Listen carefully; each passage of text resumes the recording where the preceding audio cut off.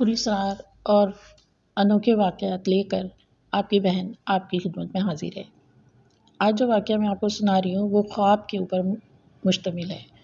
خواب انفارمیشن دیتے ہیں انسان کو اچھی یا بری باتوں کے بارے میں، تو یہ ایک ایسا ہی واقعہ ہے۔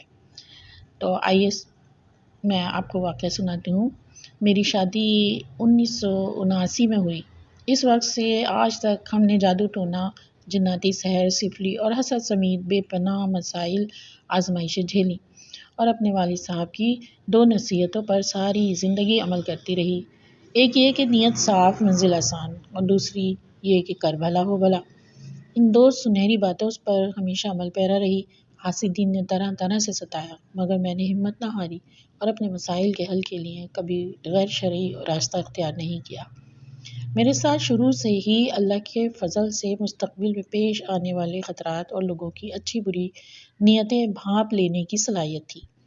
میری چھٹی حس بہت تیز تھی، جس کی وجہ سے کبھی انجانی سی پریشانی لاحق ہوتی، ایسا لگتا کہ کوئی انجانا سا خطرہ سر پر منڈلا رہا ہے یا کچھ ہونے والا ہے، تو میں اللہ سے اور قریب ہو جاتی اور اللہ تعالیٰ کے پاک ناموں یا مغیث و اغثنی کا ورد کرتی اور اللہ کو پکارتی، خصوصاً وہ اوقات میں جو دعاؤں کی قبولیت کے ہمارے پیارے نبی نے بتائے ہیں، خصوصاً بارش کے وقت جب اللہ کی رحمت کا نزول ہوتا ہے، صلوات و حاجات پڑھ کر تہجد کے وقت، رمضان میں خصوصاً افطار کے وقت، جبکہ دریا کی مچھلیاں بھی روزہ داروں کے لیے دعائیں کرتی ہیں۔ خیر، یہ تقریباً 10 سال قبل کی بات ہے۔ مجھے اپنے شوہر کے لیے جان کے خطرے کے مستقل خواب آنے لگے اور میں بہت ڈری ہوئی تھی کہ نہ جانے کیا ہونے والا ہے، کیونکہ کچھ ہی سالوں میں میرے ساس سسر انتقال کر گئے تھے، میرے 2 جیٹ انتقال کر گئے تھے اور میرا ایک دیور بھی انتقال کر گیا تھا۔ پے در پہ یہ واقعات سے کبھی ہارٹ اٹیک اور یا کبھی اچانک ایکسیڈنٹ، جس سے میں بہت ہی ڈری ہوئی تھی اور مجھے اپنے شوہر کی جان کی فکر لاحق ہو گئی تھی۔ اسی پریشانی کے عالم میں ان کا میں اکثر و بیشتر صدقہ دیتی رہتی اور مستقل دعائیں کرتی رہتی، مگر دل پر چھائی بے چینی اور اضطراب میں کوئی کمی نہیں ہو رہی تھی۔ میرے میاں بہت نیک، قابل اور خدا ترس انسان تھے۔ کئی بار ایسے خواب دیکھے کہ کوئی میری ناک کی لونگ کھینچ رہا ہے، کوئی میری ہاتھوں کی چوڑیاں توڑ رہا ہے، کبھی دیکھا کچھ خطرناک لوگ میرے شوہر کے پیچھے بھاگ رہے ہیں اور ان میں بھاگنے کی قوت ہی نہیں ہے۔ بھاگتی ہوئی میں آتی ہوں اور ان کو اپنے کندھے پہ اٹھا کر ڈال کر بہت تیز بھاگتی ہوں۔ ہماری 6 بیٹیاں ہیں، بیٹے کی نعمت مجھے نہیں ملی۔ ہمارا واحد سہارا اللہ کے بعد ہمارے شوہر ہیں۔ میں ان پر باہر آتے جاتے آیت الکرسی وغیرہ دم کر دیا کرتی تھی اور بار بار فون کر کے ان سے ان کی خیریت پوچھتی تھی۔ کبھی کبھی تو وہ پریشان ہو جاتے تھے اور چڑ جاتے تھے کہ تم کیوں اتنی وہمی ہو گئی ہو، میں بالکل ٹھیک ہوں۔ تو وہ بظاہر نارمل تھے، مگر میری چھٹی حس مجھے کسی بڑے خطرے کا احساس دلا رہی تھی۔ مجھے آج تک اس خطرناک دن کی کیفیت یاد ہے کہ میں رات کو سونے لیٹی تو کسی پل چین نہیں آ رہا تھا، بستر پر جیسے کانٹے اگائے ہوں۔ آخر میں بیزار ہو کر اٹھی، 2 نفل تہجد کے ادا کیے اور پھر سجدے میں جا کے خوب ہچکیوں سے رو رو کر اللہ کریم سے اپنے میاں کی زندگی میں برکت اور عافیت اور سلامتی کی دعا کی بھیک مانگتی رہی۔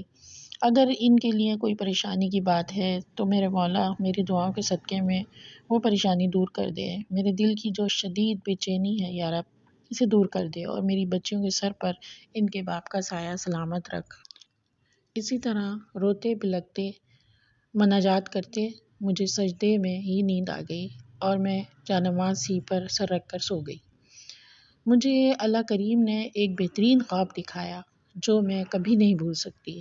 میں نے دیکھا کہ میں سیڑھیوں سے اتر کر اپنے گھر کی نیچے آ رہی ہوں۔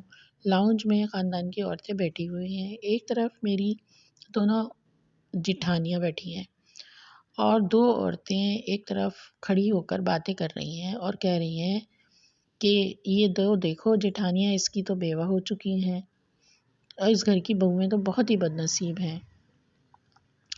اب دیکھو اگر یہ بھی بیوہ ہو گئی تیسری والی تو اس کی بچیوں کو کون دیکھے گا۔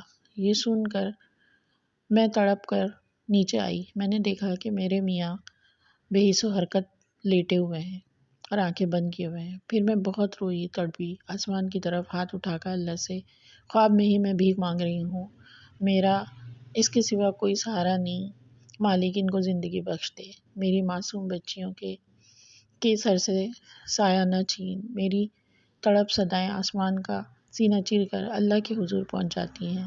پھر میں نے دیکھا کہ دو سفید لباس والے بزرگ سامنے آئے، جن کے چہرے بہت ہی نورانی تھے۔ ایک بزرگ نے سفید اور ایک نے سبز رنگ کا عمامہ پہنا ہوا تھا۔ انہوں نے مجھے ہاتھ سے تسلی دی، اور ان کے ہاتھ میں ایک مرغی ہے جو بالکل سیاہ ہے، اور دوسرے بزرگ کے ہاتھ میں ایک چھری ہے۔ ان بزرگ نے اس چھری کی نوک کے اوپر کچھ پڑھ کر اس مرغی کو ذبح کرنے کی کوشش کی، اور ساتھ ہی اس کی آنکھیں سلی ہوئی ہیں کالے دھاگے سے، اور وہ بزرگ جیسے جیسے کالے دھاگے کو کاٹتے جا رہے ہیں، ادھر میرے شوہر کی آنکھیں کھلتی جا رہی ہیں۔ تھوڑی دیر میں میرے شوہر اٹھ کر بیٹھ گئے۔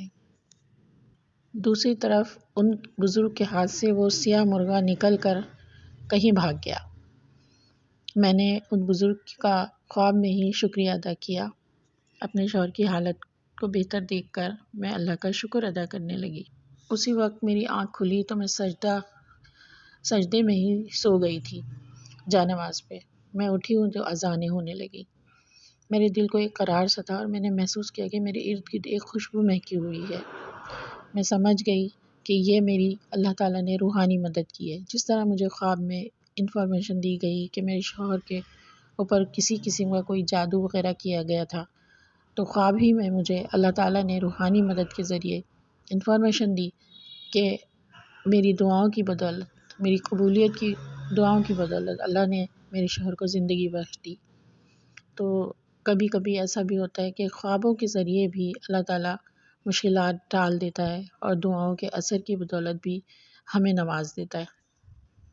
میری یہ کہانی جو میں نے آپ کو سنائی، اگر اچھی لگے تو آپ سبسکرائب کیجیے، اور مجھے مزید کہانیاں اگر آپ بھیجنا چاہتے ہیں، آپ کے ساتھ کوئی واقعہ ہوا ہے پراسرار، تو ضرور